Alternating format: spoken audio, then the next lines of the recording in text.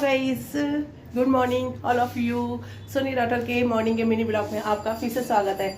जैसा कि आज है जन्माष्टमी का के बाद का दूसरा दिन और हमारे में होती है आज गुगा नौमी। उसमें हम बाबा बालकनाथ जी को प्रसाद चढ़ाते हैं रोट का और हलवे का। तो पता नहीं कैसे इस बार मेरे माइंड से स्लिप हो गया था, मेरे को याद नहीं था। तो सुबह मेरी दुरानी का फ़ोन आया कंफर्म करने के लिए कि आज गुगा नौमी है या नहीं है। तो मैं भी कंफ्यूज हो गई क्योंकि एक बार जन्माष्टमी के नेक्स्ट डे ना होकर ना 1-2 दिन बाद थी, तो इसलिए मेरा मन डाउट में चल रहा था। फिर जैसे ही पता चला, एक तो सुबह का टाइम होता है बहुत भागदौड़ वाला, पहले बेटे को तैयार करके उसका ब्रेकफास्ट देना, उसको स्कूल के लिए लंच बनाना, उसका सब कुछ करना। तो उस चक्कर में फिर उसके वही टाइम मेरी बेटी का होता है, उस टाइम उसका तैयारी करना, उसको भेजना, सब कुछ वो करना।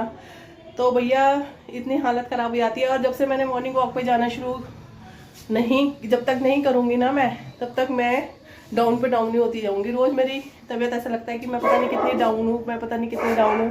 तो चलो ये तो हो गई तबीयत की बात। फिर भी मैंने टाइम से पूजा कर ली और हस्बैंड से भोग वोग लगवा लिया। लेकिन उसके साथ ही जब मैं नहाने गई थी तभी एक पोपट हो गया।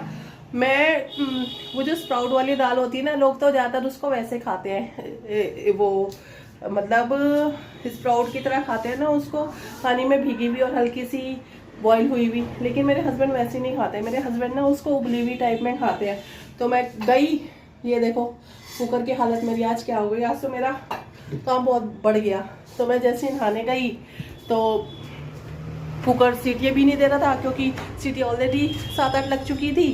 क्योंकि वो बिल्कुल कच्ची कच्ची वो वैसे नहीं खाते, तो वो ना हल्की हल्की बॉयल वाली ही खाते हैं। तो फिर उसके बाद बॉयल वाली खाते हैं। तो कहता है कि मैं जब नहाने गई तो कहते हैं वो जलता गया। जैसी बाहर आई तो आंगन में देख रही हूँ धुआं हो रहा है। मेरे को ऐसा लगा कि हस्बैंड को लग रहा है कि आज मैं भी इसकी हेल्प कर रहा हूँ। लगता है इन्होंने कढ़ाई रख दी है और कढ़ाई में घी गर्म हो गया है, तो मेरे को ऐसा लग रहा। लेकिन जब जाके देखा किचन में भैया धुआं मैंने, और यहाँ बैठ के आराम से मोबाइल चला रहे हैं। मैंने कहा लो जी लो, आज तो बढ़ गया मेरा काम। जितना जल्दी का, वैसे कहते हैं जल्दी का काम शैतान का होता है, लेकिन मेरे साथ ऐसा कभी भी नहीं होता।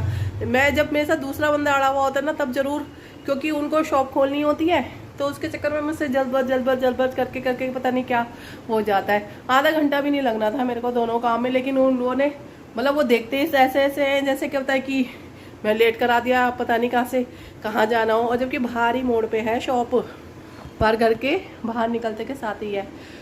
तो चलो पूजा उन्होंने कर ली थी हस्बैंड ने, तो फिर मैंने क्या काम उनसे करवाया, उनके हाथ से करवाया, और भगवान का भोग लगवाया उनके हाथ। तो ऑलमोस्ट सारा काम टाइम पे हो गया। पहले मैं सोची थी कि सुबह के टाइम तो सभी करते हैं, चलो ना मैं शाम को कर लेती हूँ पूजा। तो फिर शाम को कर लेती हूँ। फिर शाम को कितनी बार हम वॉशरूम वगैरह जाते हैं, तो फिर वो फ्रेशनेस सी ना लगती नहीं है। शाम को हम डेली जो पूजा करते हैं उसकी बात अलग होती है। लेकिन कहते हैं कि ये जो वैसे भी जो होते हैं ना हम बाबा बालकनाथ जी में, इनमें ना बहुत ही ज़्यादा शुद्धि का और बहुत ही ज़्यादा उस चीज़ का देखा जाता है।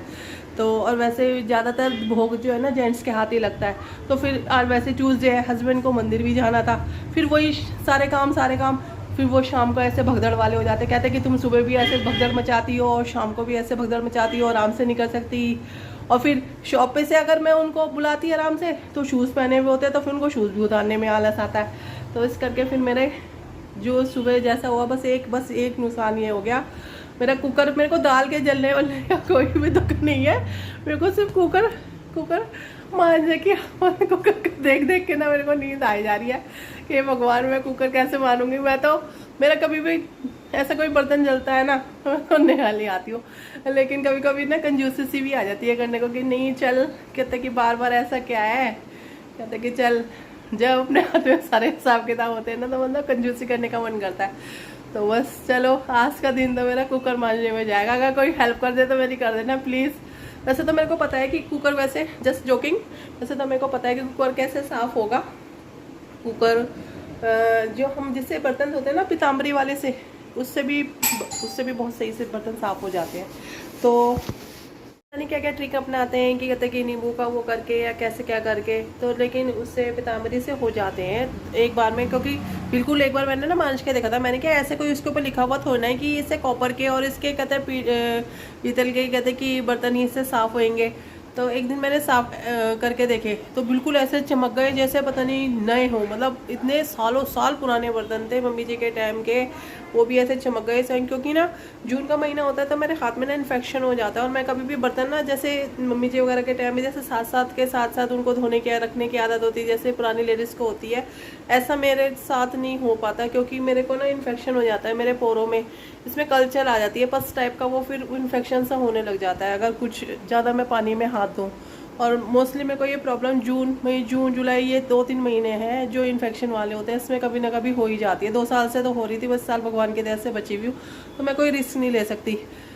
तो बस इसलिए मैं पीताम्बरी से मैंने साफ़ करके देखे, 4-5 बर्तन मेरे पहले के बहुत ख़राब हुए पड़े थे, वो बिल्कुल नए की तरह चमक गए, बिल्कुल नए की तरह शाइन हो गए। तो फिर मेरे को तो पता है, लेकिन ये थोड़ी मेहनत लगेगी। बस चलो आज का दिन ये गया। चलो आज ये सब बात करो, अब शुक्राना करती हूँ साईनाथ महाराज जी का कि वो मेरे को हर काम करने की हिम्मत देते हैं ना चाहते हुए भी। मतलब मेरे को पता है कि वॉक पे ना जाने की वजह से मैं कितनी मतलब एक तरह से बेकार हो गई हूँ, बिल्कुल बेकार। जैसे वो होते हैं ना बैठ के उठा ना जाए, एक तरह से वैसी हालत होती है। और जैसे पहले मैं डांस वगैरह भी करती रहती थी, एक्सरसाइज करके वीडियोस भी बनाती रहती थी, अब वो भी थोड़ी मैंने बीच में छोड़ दी थी बनानी। तो कल बनाई, 1-2 दिन से बना रही हूँ, तो थोड़ी उससे और फुर्ती आ जाती है बॉडी के अंदर। तो चलो कोई नहीं, धीरे धीरे सोचा था आज से वॉक शुरू करूँगी। चलो देखो 1-2 दिन तो सोचते निकल जाएंगे, कब से होता है रूटीन, मॉर्निंग रूटीन चालू। उठ तो जाती हूँ मैं, 4-4 बजे जाती हूँ, तो फिर वही पाठ वगैरह स्तुति वगैरह करके या कभी हल्का सा नमस्कार करके वो बस लेट जाती हूँ दोबारा। नींद ही ऐसा लगता है पता नहीं कौन से ज़माने की किसकी नींद कुंभकर्ण बन गई हूँ बिल्कुल ही, शरीर से भी और नींद से भी, बिल्कुल ऐसी सी हालत हो गई है। तो चलो साईनाथ महाराज जी का शुक्राना। गुरु ब्रह्मा गुरु विष्णु गुरु देवो महेश्वर गुरु साक्षात परब्रह्म तस्मै गुरुदेवाय नमः।